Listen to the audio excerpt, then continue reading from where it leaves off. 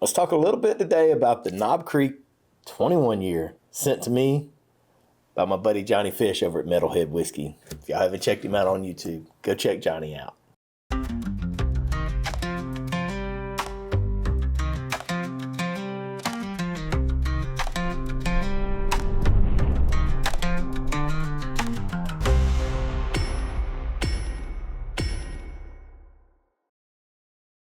All right, so welcome back to Brutally Honest Bourbon. Today I'm excited to get into this Knob Creek 21 that Johnny Fish sent to me.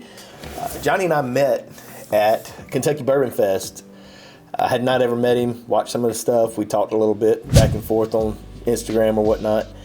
My man has got a ton of whiskey, and I think he probably bought close to 60 bottles. Johnny can correct me if I'm wrong, but my man burned up a credit card. It was melted by the end of Kentucky Bourbon Fest. But he was able to get one of the Knob Creek 21s, and I wasn't. So I asked him if he'd send me a taste of it, and he did. And I'm excited to get into it. So historically for me, I love Jim Beam. I love Knob Creek.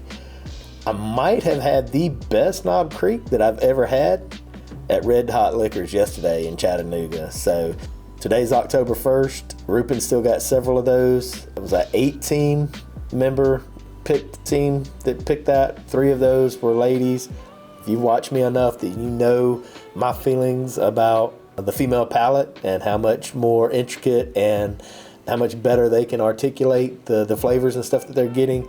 So anytime you tell me there's some ladies on the pick team, I'm really interested in trying that whiskey. So I did, and I'm telling you, I feel like what we picked at the Spot 280 was fantastic. A great Knob Creek.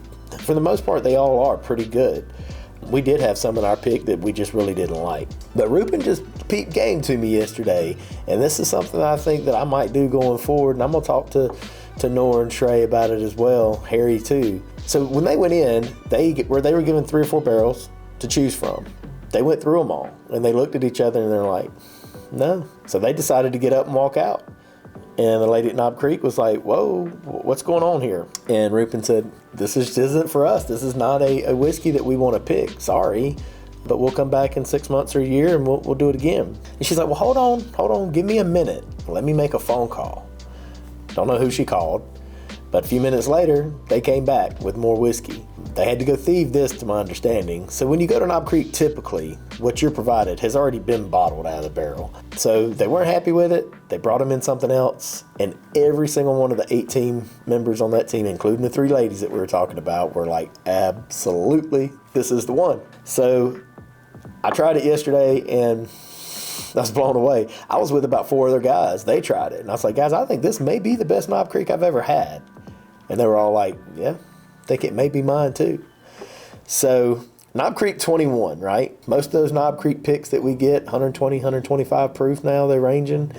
This is going to be 100 proof. I wonder about that sometimes with some of these more exclusive picks and exclusive releases, rather, that some of the distillers do. Why do we proof them down so much? I understand it with the Michters. They come in a little low because they go in the barrel lower. I don't think that's the case over at Jim Beam. So obviously 21 years, we're pushing the envelope in Kentucky. Is it going to be too oaky, too stringent? I don't know. Maybe that's why they proofed it down, to reduce some of that. Maybe it's absolutely fantastic. I've not seen one review on it. I don't know what anybody's thinking about this whiskey. I just know that I want to try it. So we'll get into it today. Put that in our old Brutally Honest Glen, and we'll give it a roll. We'll see. Right off, the color's not super dark, and it doesn't look super viscous. And you wouldn't think it would be, right? With that much, I'm assuming that's a good bit of water. I'm assuming it was 125 proof in the barrel. I don't know. On the nose, it's really nice. A lot of caramel, vanilla. The oak impact's there, but it's not overdone by any means. It's lighter on the nose, it's brighter. I'm getting some berry. There's obviously that Jim Beam nutty there that I like. I love the profile of Jim Beam for that. But this thing has got a bright kind of fruit on it. I'm wanting to say that I'm picking up like berries, like raspberries, blackberries, maybe some peach. Overall, the nose is really nice. So there's that. I don't know if y'all can see those legs going down the glass. That's kind of crazy. That's a lot. Okay, first sip, right? I did have a warm up earlier today with doing some things. Had a little John J. Bowman, had a little Turkey 12 year. Probably shouldn't have turkey 12 year before you go to review a whiskey, but I really like the nose. First sip on the palate, I'll say that it went a little warm compared to 100 proof. Okay, so on the palate, you're getting that oaky profile. You're getting that Jim Beam nuttiness. It's really tamed down by the lower proof, but the spice and the ethanol is there. Like, it drinks hotter than 100 proof for me. Doesn't have a ton of finish. Just leaves the palate kind of clean. Just a hair of bitterness there. Overall, that's a really good sip. I don't know if I'd be out here paying $300 or $400 for that bottle. Personally, I mean, I think there's a lot better whiskey for that. I think I'd just take a regular cask strength Knob Creek pick over this 21, but I would never turn down a pour of that. At MSRP, I might would do it, but probably not. I mean, I don't know, maybe I'm just a cask strength whore, but I really like my whiskey cask strength. Full proof at least, at the very least, but it's absolutely delicious. So if that sounds like something you like, then maybe you do seek that out. Those legs are just blowing me away. That's wild.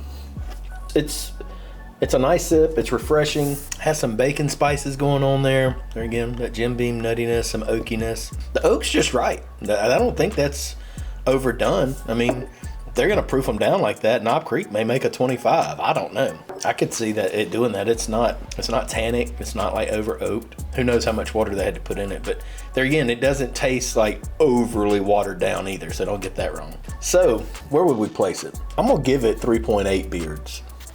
I'm ranking it a little lower because I do like that full flavor of a cask strength whiskey. Maybe this wasn't even palatable at cask strength. I don't know. I like something with a little bit more finish on it, but overall I would rank it at 3.8. I mean, the nose, pretty good. I'd rank the nose at 4. Palate, I'd probably give it like probably a 3.8, 3.9, and the finish, I'd probably give it like a 3.5. Just not much finish there, but overall, 3.8. So would you buy it? Personally, I'm not gonna buy it. If I had it right now, it'd be on the bubble. Somebody could get that one from me. If you had it, or if I was in a bar and they had it and I wanted to pour and the pour was affordable, yeah, absolutely. That's a good $25, $30 pour in my opinion. I don't think I'd pay much more than that.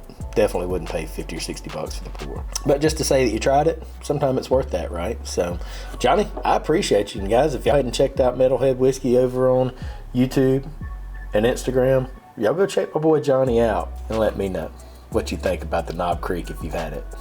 Until the next time, y'all let the whiskey and friendships flow. Cheers. It's just not bad.